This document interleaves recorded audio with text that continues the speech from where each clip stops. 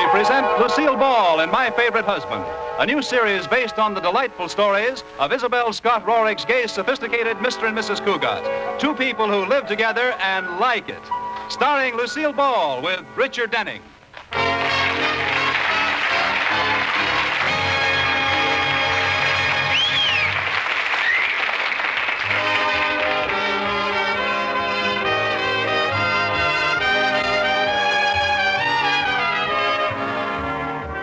And now, let's look in on the Cougats and see what they're doing.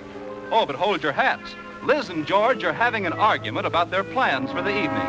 Liz wants to go to a symphony concert, and George wants to have a poker game. And in this corner, wearing a peak satin housecoat and weighing 120 pounds, battling Liz Cougat. And in this corner, wearing a gray pinstripe suit and weighing 170 pounds, is her husband, Gorgeous George. Well, the first round ended in a draw, and here comes the second round. They come out of the corners fighting. Concert. Poker. Concert. Poker. Concert. Poker. Poker. Concert. All right, we'll go to concert. Now, wait a minute. Who said concert? Well, I didn't mean it. I was tricked into it. Oh, gee whiz, Liz. Well, why are we arguing so much lately? Well, it's all your fault. Whenever I want to do something, you want to do something else. I don't get it. When we first met, you wanted to do everything I wanted to do. Now, what happened to change that? We got married. Oh, come on to the concert, George. It'll be fun. Think how long it's been since you've worn your tuxedo. Oh, that will be great fun. Now, look, I'm not going, but purely as a matter of information. Why do men have to wear formal clothes to a concert? Because when they fall asleep, the stiff shirt keeps them from slumping over. Well, now I know. I can play poker with a clear mind. Now, what's the matter? You don't love me. You wish you were married to a poker player. Oh, now, honey, I do not. I can see it all now. The bride looked lovely in a white satin gown, sleeve bands, and a green eyeshade. Oh, Liz, please, calm down, honey. I'm sorry I upset you. And then will you go to the concert? No. All right, George Cougat. I'll go to the concert by myself. Okay, and I hope Leopold falls flat on his Stokowski. I'm going to play poker. Oh, go ahead and play poker. I hope your partner trumps your full house.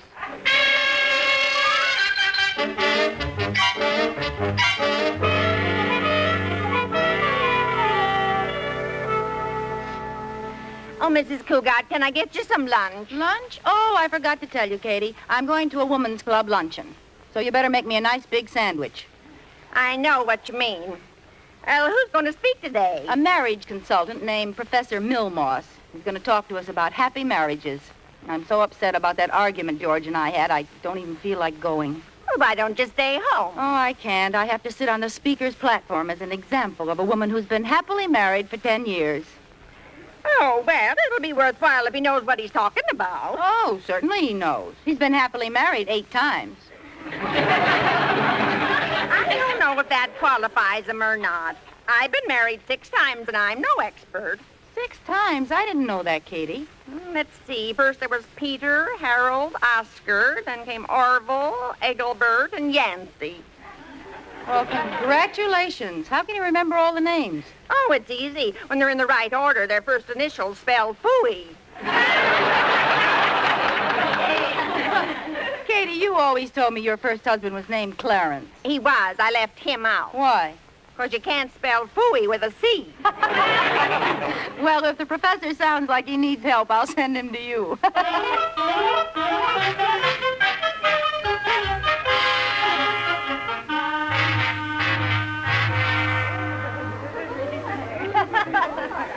Ladies, quiet, please, ladies.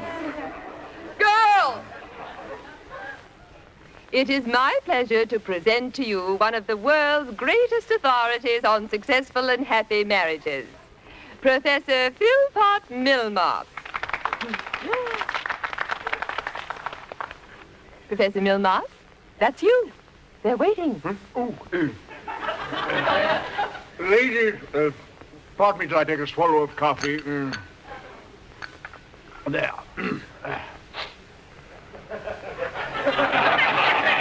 Ladies, I speak to you today on one of the most wonderful of human achievements, A happy marriage.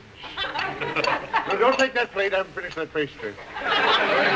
Now, ladies, the trouble with most marriages lies with you. Oh, I don't agree with that, Marge. How about the husband? You said it. Right from the beginning, you must realize that the answer to the question about love, honor, and obey is I do, not who does. Let us consider for a moment the arguments between husbands and wives. Now we're getting someplace. Now, most of these arguments are caused by the husband and the wife having varied interests, wanting to do different things. You know, Marge, that's exactly why George and I had an argument this morning. If there are any of you who have had an argument for this reason recently, hold up your hand. Well, I see all of you have your hand up. So we will proceed to the remedy. This ought to be good. Be a pal to your husband. Learn to like the things he likes. Be interested in his hobbies. For this way lies peace and happiness in marriage. I'd like to ask a question, Professor. Oh, certainly. Does this system really work? Oh, you have only to read the testimonials in my book, which will be sold at the door as you leave, 79 cents. Well, but, Professor, why does it have to be the woman who gives in? A very interesting question. The answer lies in my book, which will be sold at the door as you leave, 79 cents, I know, yes. Let me quote from page 65. Quote, be your husband's best friend. Be like his dog. You'll never hear a man arguing with his dog. But, Professor, I haven't finished. Oh, I'm sorry. Unquote.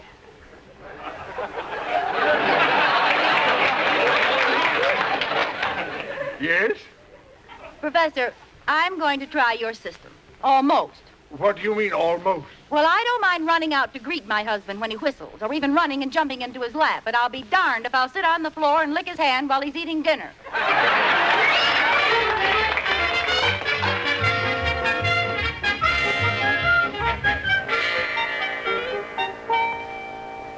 Pardon me, Mrs. Cougat, but Mr. Cougat just came home. You asked me to tell you. Oh, thanks, Katie. I've been studying Professor Milmoss's book all afternoon. Oh, then you learned something from him? Yes, the way to get along with your husband is to let him treat you like a dog. Did he say that? Well, not exactly, Katie. What he did say was that a wife should be a pal to her husband. She should like everything that he's interested in.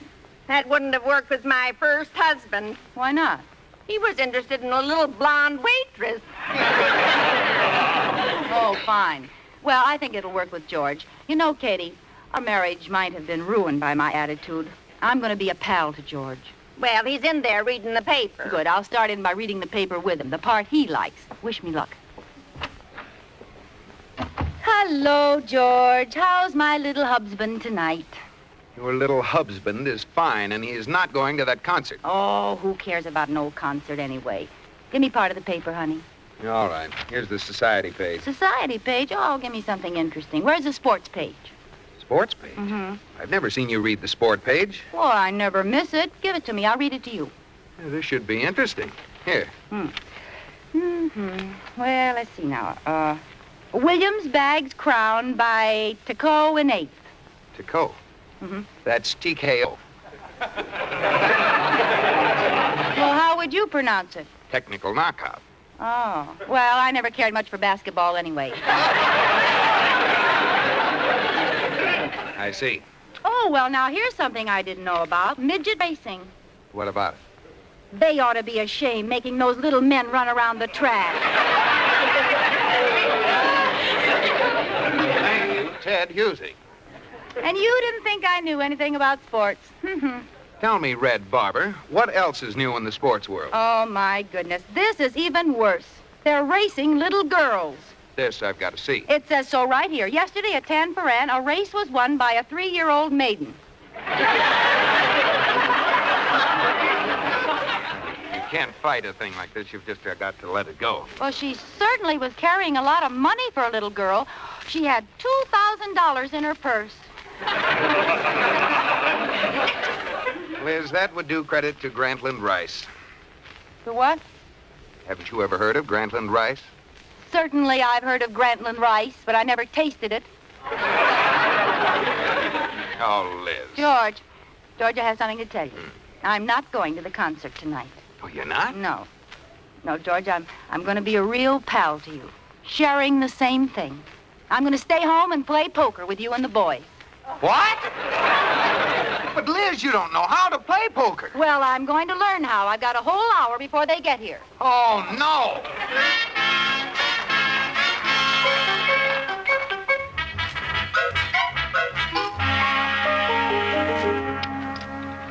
Well, now that you're all here, we might as well get started with the game, huh, fellas? You're sure you guys don't mind if Liz plays with us? Oh, no, we're delighted. Aren't we, Corey? Wouldn't miss it for the world. Well, batter up. That... Oh, let's start. You deal, Joe. Well, all right. Isn't this fun? I love playing poker. All right, Liz, it's up to you. What is? You start. Start what? You pass? Pass who? Can you open? Open what? What have you got in your hand? Any pairs? No, they're all different numbers. Can anybody open? No. All right, throw your cards in. Funny thing, they were all different numbers, but they were all the same suit.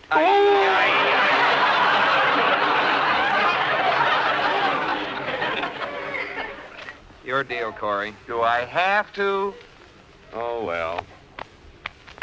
Ooh, a queen. Liz. Ooh, there's another. There's a sister. Liz, you're supposed to keep your cards a secret.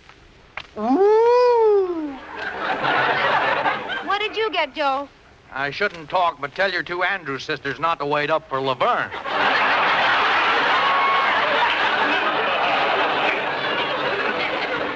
All right, I open for 2.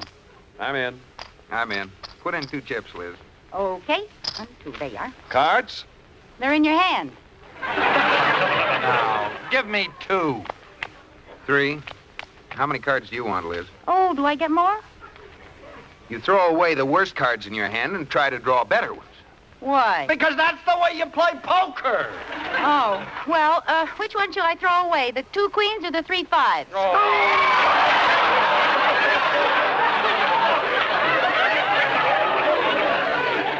what are you pushing all the chips over to me for?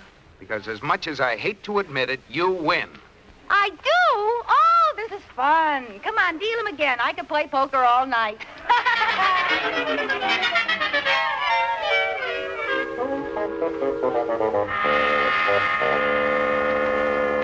Oh, Corey, I'm glad you came over. I don't know what to do about Liz. This pal business is driving me crazy. She's still acting like your shadow, huh? Is she? Yesterday, she spent the whole day at the bank. Said she wanted to learn all about my business. Did she find out anything? Yes, she found out how to lock our president, Mr. Atterbury, in the vault. Oh, brother. Was he mad? I don't know. They couldn't get him out till this morning. I'm licked, Corey. I'm going on a camping trip over the weekend to get rid of her. Wait a minute, George. I have a wonderful idea. Take Liz on that trip with you. Very funny. Oh, I'm serious. Take her with you and work her head off. By the time she's hiked through the woods, waded through icy streams, and slept on the cold ground, she'll be plenty sick of being your boon companion. Corey, that's a great idea. I'll try it. If I don't kill this thing some way, she'll be buying us mother and daughter sunsuits.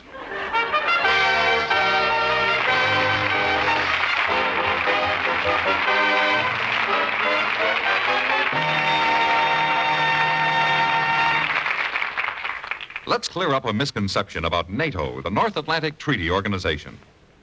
Although NATO is a military alliance of freedom-loving nations, it is not in violation of the United Nations Charter.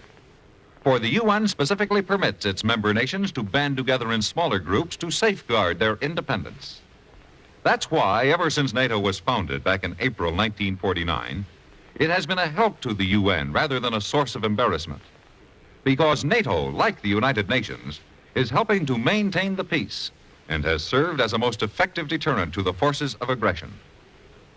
Not 1 inch of NATO territory has been lost, either through internal subversion or from military intervention, in all the time that NATO has been functioning.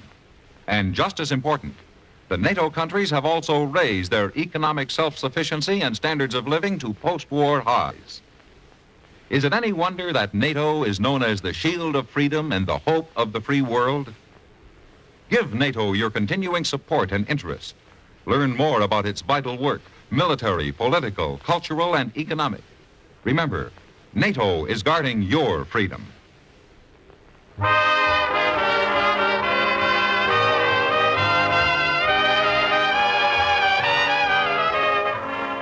And now, back to my favorite husband. George is going to take Liz on a camping trip to discourage her from being his inseparable pal. Here's the box of food I fixed for your trip, Mrs. Cougat. Well, thank you, Katie. George will put it in the car. He and Corey are packing the things in now. Oh, hey, how do you like my hunting outfit? Fine, but aren't you supposed to wear something red so the other hunters can see it? Oh, I'm wearing something red, all right, but it's long and scratchy, and the other hunters better not see it.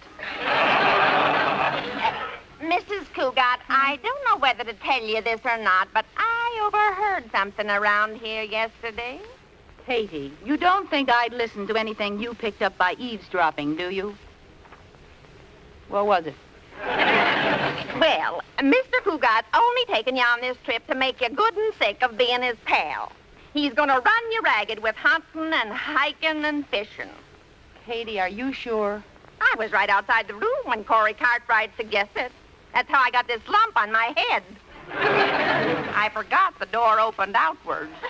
Katie, I'm going to give you a day off for service above and beyond the line of duty. So it was Corey's idea, huh? Just tell him I want to see him, Katie. Anything else to go, George? Never mind. There's Brutus Cartwright now. Corey, can I see you a minute, please? I'll be in the kitchen if you want me, Mrs. Cougat. What is it, Liz? So when I come back from this trip, I'll be sick and tired of being a pal to George, huh? How did you find out? A woman's intuition. Oh, yeah? Yeah. Something tells me your intuition can also cook. You're a fine friend. Oh, I'm sorry, Liz. I was just trying to help George. Is there anything I can do to make it right? Yes. This is going to be the first quadruple cross in history. You're going to help me frame George on this trip. Oh, Liz, I couldn't. I'll tell that pretty Anderson girl everything I know about you. You don't know anything about me. Don't I? I can't take a chance. I'll do it. Good. Now, you follow us in your car, and whatever you do, keep out of sight. Now, listen, this is what I want you to do.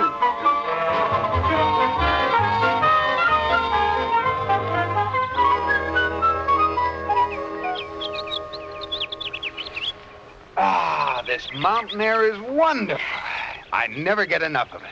Oh, boy, isn't it great? This looks like a good trout stream. Yep, that looks like a good one. Now, before we start fishing, maybe I better give you some instructions. Oh, George, I know how to fish. You knew how to play poker, too. Who won? All right. Tell me how you do it, Isaac Walton. It's very simple. You just flip the pole over your head until all the thread unwinds this little spool, see?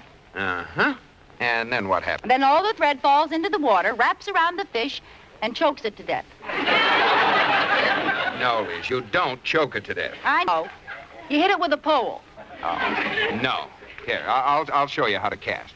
Now, take the rod in your right hand. Yeah. Now, whip it back over your head. That's it. Now, forward. Oh, George, I think I've caught something. I know. Do you think it's a trout? No, it's a cougat. Now, help me get the hook out of the seat of my pants. Oh, I'm sorry, dear. Take it easy or you'll rip my pants. Well, George, you said you couldn't get enough of this mountain air.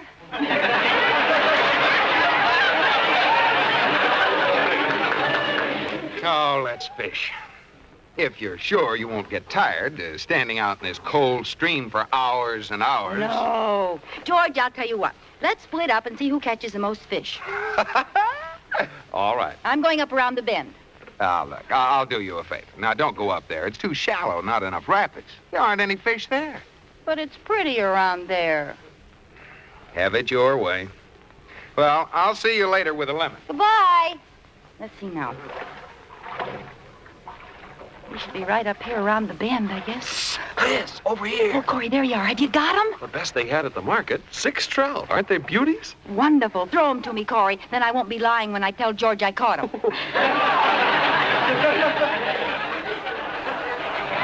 Here, silly. Thanks. I'll see you later, Corey. Now wait for me. Okay, I'll wait where I was before. Okay.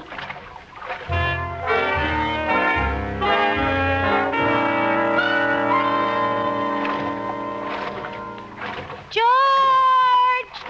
George! Here I am. Hi, George. I was right, huh? Oh, it'd take a magician to catch a fish up there. Shake hands with Houdini. What do you mean? Haven't you caught any fish yet? Have you? Only these. Only... Liz, where did you get those trout? I caught 'em. In a stream? Those are lake trout. They are? Well, maybe they got lost. Very strange, huh? Well, I can't hope to beat that catch. You feel up to hiking back to camp? Sure. We can take it easy. It's pretty rough on you. Rough? Why, I can beat you back to camp any day. Oh, you can? Certainly. I tell you what, I'll race you back to camp. Oh, you're going to get smart. All right, I'll tell you what. Since I'm a man, I'll give you a head start. Since I'm a woman, I'll take it. Goodbye, George. Goodbye. I'll be seeing you in a minute when I pass you. Hurry up. I'll give you 5 minutes. Ha, ha, ha. I'll have dinner waiting when you get back.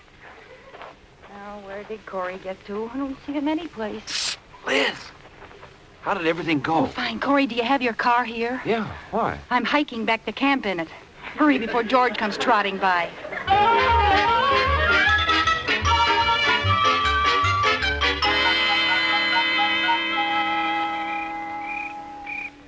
It's getting dark, Corey. Any sign of George yet? No. Gee, I hope he isn't lost. Oh, wait a minute. There he comes now, down the road. Where? I don't see anyone. Well, look a little lower. He's crawling on his hands and knees. Well, I better get out before he sees me. I'll see you tomorrow. Okay, thanks for everything. George, is that you? How'd it go? That was fun, wasn't it, pal? Nothing like hiking, is there?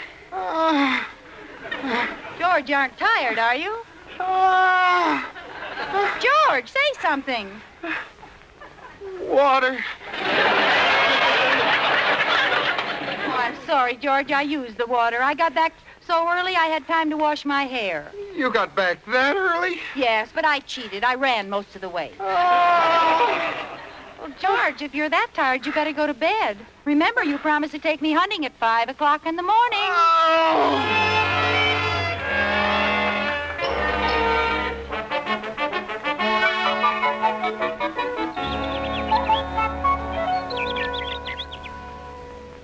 Now, are you sure you have everything straight, Corey? I think so, Liz. Say, how's George this morning? Oh, the poor guy. He was so tired it was a shame to get him out of bed. Now, review this once more with me. All right. I hide up in that oak tree. Yeah? And every time you shoot, I throw down a dead duck. That's right. And if you don't, I'll be a likewise.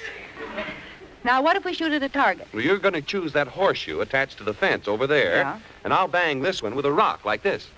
Good. Uh-oh. Get up in the tree. Here comes George. Okay, now don't worry about a thing. You! Here I am, George. Ready to go, Liz? Yes, here. Now, here's your rifle. Oh, it's beautiful. What's the first thing I do? The first thing you do is stop looking down the barrel. Well, let's start hunting. I want to shoot some ducks. Ducks? Mm-hmm. Why, there aren't any ducks within 100 miles of here. Oh, I don't know now. These look like pretty good duck trees to me. Now you're just being stupid. You find ducks in swamps, not in trees. Want to bet? Go ahead. If there's a duck in any of these trees, my name isn't George Cougat. We'll just see. Here goes. Well? What'd you say, Sam? I don't believe it. All the ducks have gone south for the winter. Well, maybe this one couldn't get a reservation. Amazing. You couldn't do that again in a million years. Of course I could. There's nothing to it. Watch.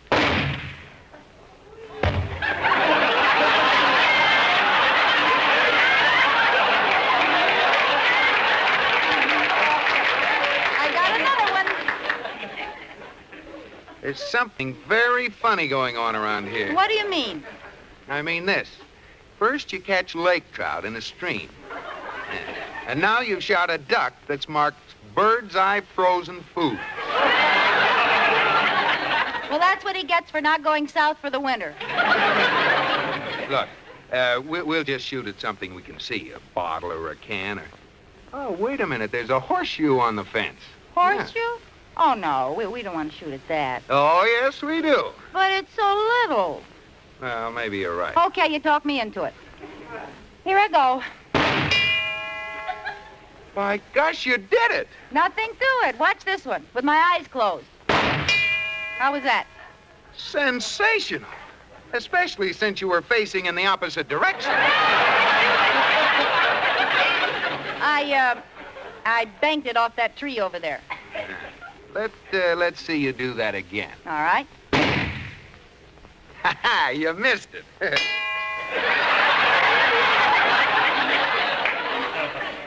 That was one of my slow ones.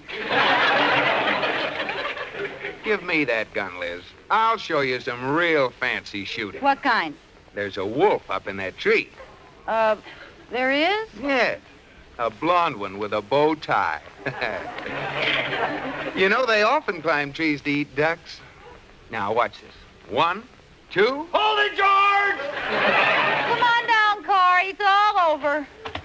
Put the gun down, George. We were just having a little fun. Are you mad, George? I don't know. It was a pretty cheap trick you pulled on me. Well, it was a dirty trick you pulled on me, bringing me up here to run me ragged. Yeah, I guess it was. Oh, come on. Let's make up, George. Let's not be pals or companions. Let's not even be friends anymore. Let's just go back to being man and wife.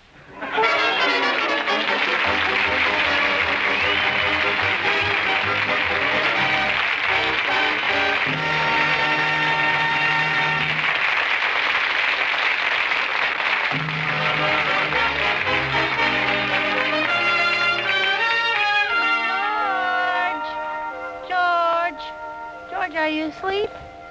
George. Oh, sound asleep. What's this paper pinned to his chest? Oh, it's a note.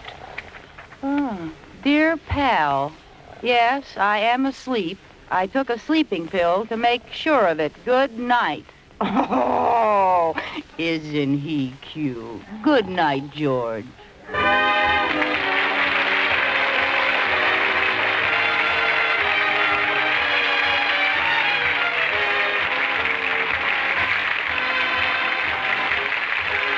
My Favorite Husband has been presented through the worldwide facilities of the United States Armed Forces Radio and Television Service.